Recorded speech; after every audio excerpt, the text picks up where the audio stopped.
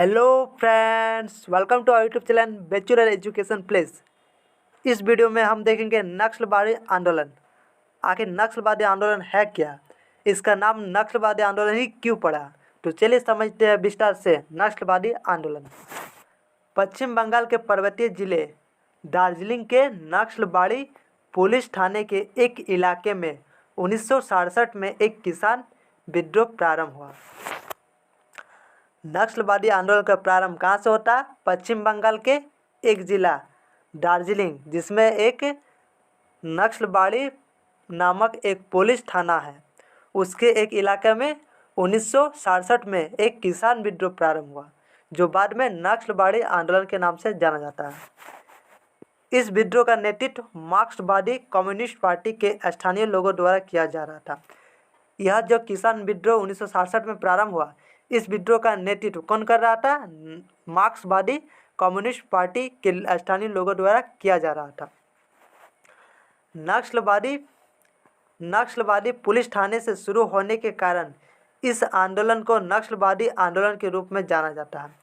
चूँकि यह जो किसान विद्रोह था वह कहाँ से प्रारंभ हुआ था? नक्सलवादी पुलिस थाना से, जिस कारण इस किसान विद्रोह को नक्सलवादी आंदोलन के रूप में जाना जाता है। यह आंदोलन धीरे धीरे भारत के कई राज्यों में फैल जाता है और यह आंदोलन धीरे धीरे क्या भारत के कई राज्यों में फैल जाता है। 1969 के नक्सलवादी द्वारा एक नया पार्टी का गठन किया, जिसके नेतृत्वकर्ता चारू मजूमदार थे। 1967 में क्या यह विद्रोह प्रारंभ होता है, उसके सिर्फ 2 साल बाद 1969 में नक्सलवादी द्वारा एक नया पार्टी का गठन किया जाता है, जिसके नेतृत्वकर्ता कौन थे? चारू मजूमदार। इस पार्टी ने क्रांति करने के लिए गुरिल्ला युद्ध रणनीति अपनाई। तो इस पार्टी ने आंदोलन को आगे बढ़ाने के लिए गुरिल्ला युद्ध की नीति अपनाई। जिस गुरिल्ला युद्ध के तहत क्या किया जाता है? छुप छुप के बाद किया जाता है। नक्सलवादी आंदोलन में धनी भूस्वामित्व से बलपूर्वक जमीन छीनकर गरीब और भूमिहीन लोगों को दी गई।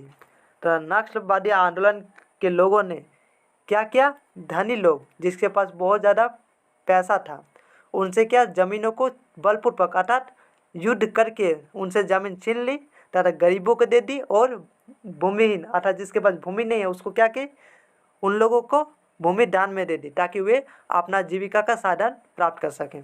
अर्थात ये अपने लक्ष्य को हासिल करने के लिए हिंसक राजनीति को अपनाते हैं। अर्थात जो नक्सलवादी आंदोलन के लोग हैं वे अपने लक्ष्यों को प्राप्त करने के लिए हिंसक अर्थात विद्रोह के माध्यम से अपने लक्ष्य को हासिल करना चाहते हैं। नक्सलवादी बंगाल सरकार द्वारा इस आंदोलन को दबाने के लिए कई सारे प्रयास किए गए, परंतु वह असफल रहा और देश के अन्य भागों में यह आंदोलन फैलता गया। चूँकि नक्सलवादी आंदोलन पश्चिम बंगाल में प्रारंभ हुआ था, जिस कारण पश्चिम बंगाल की सरकार ने इस आंदोलन को दबाने के लिए बहुत ज़्यादा प्रयास किया, परंतु इस आंदोलन को दबाने में असफल रहे। परिणाम क्या हुआ? नक्सलवादी आंदोलन भारत के अन्य राज्यों में भी फैलता चला गया। नक्सलवादी आंदोलन कई दलों और संगठनों में बढ़ गया, और यह जो नक्सलवादी आंदोलन था स्टार्ट हुआ था बंगाल में, परंतु धीरे धीरे ये क्या हुआ? बहुत ज़्यादा पार्टियों में और संगठनों में बढ़ गया, और यह आंदोलन भारत के 9 राज्यों के लगभग 75 जिलों में फैल गया। और यह आंदोलन भारत के 9 राज्यों के 75 जिलों में क्या हुआ? फैल गया। तो चलिए मैप के माध्यम से समझते हैं कि नक्सलवादी आंदोलन किन किन राज्यों में फैला। देखिए, यह आंदोलन प्रारंभ होता है बंगाल के दार्जिलिंग से, लेकिन और धीरे धीरे भारत के 9 राज्यों के 75 जिलों में यह आंदोलन फैल जाता है। देखिए इसका एरिया कितना बड़ा है। प्रारंभ होता है बंगाल के दार्जिलिंग से, लेकिन भारत के 9 राज्यों तक फैल जाता है। तो इस प्रकार मैंने आपको मैप के जरिए बता दिया हूँ कि यह आंदोलन प्रारंभ कहाँ से होता है। देखिए, तो चलिए आगे की कहानी को समझते हैं। यह आंदोलन उन इलाकों में अधिकतर फैला जहाँ पिछड़े लोग थे, जिसमें आदिवासियों की संख्या अधिक थी, तथा जो यह नक्सलवादी आंदोलन था वह उन इलाकों में ज़्यादातर फैला जहाँ के लोग पिछड़े थे अर्थात उन्नत नीच जाति के थे, तथा जिसमें सबसे अधिक आदिवासियों की संख्या थी। इन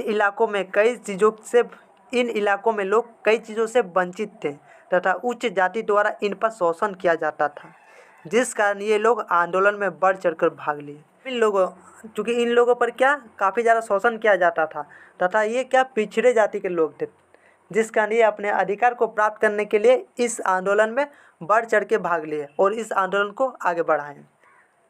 नक्सलवादी हिंसा और नक्सल विरोधी सरकार कार्रवाई में हजारों लोगों की जान चली गई तथा नक्सलवादी आंदोलन में क्या हजारों लोगों की जान चली गई।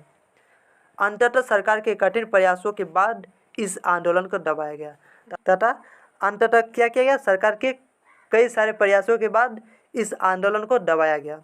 तो इस प्रकार मैंने आपको नक्सलवादी आंदोलन के बारे में विस्तार से बता दिया हूँ। तो आज के लिए इतना ही, मिलते हैं नेक्स्ट वीडियो में। धन्यवाद।